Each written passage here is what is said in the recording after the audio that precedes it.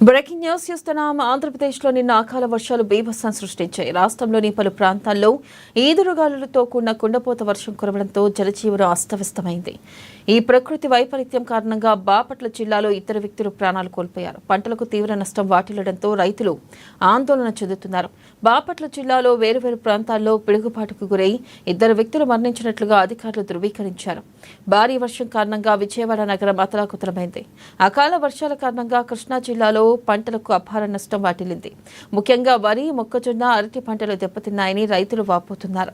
ఎన్టీఆర్ జిల్లా collector G. Lakshmi వర్ష ప్రభావిత ప్రాంతాల్లో పర్యటించారు. ఇక కోలిన చెట్లను తొలగించి నిలిచిన నీటిని బయటికి పంపేందుకు తక్షణ చర్యలు చేపట్టాలని అధికారులను ఆదేశించారు.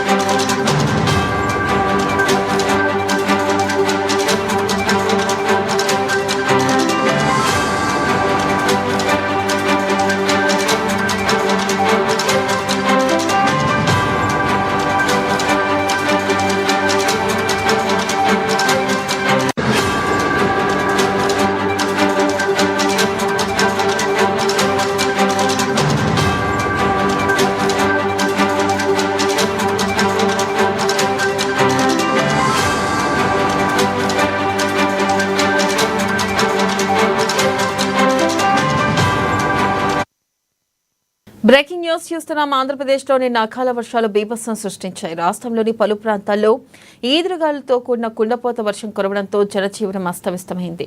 ఈ ప్రకృతి వైపరీత్యం కారణంగా బాపట్ల జిల్లాలో ఇద్దరు వ్యక్తులు ప్రాణాలు కోల్పోయారు. పంటలకు తీవ్ర నష్టం వాటిల్లడంతో రైతులు ఆందోళన చెందుతున్నారు. బాపట్ల జిల్లాలో వేరువేరు ప్రాంతాల్లో పిడుగుపాటుకు గురై ఇద్దరు వ్యక్తులు మరణించినట్లుగా అధికారులు ధృవీకరించారు. భారీ వర్షం కారణంగా విజయవాడ నగరం అతలాకుతలమైంది.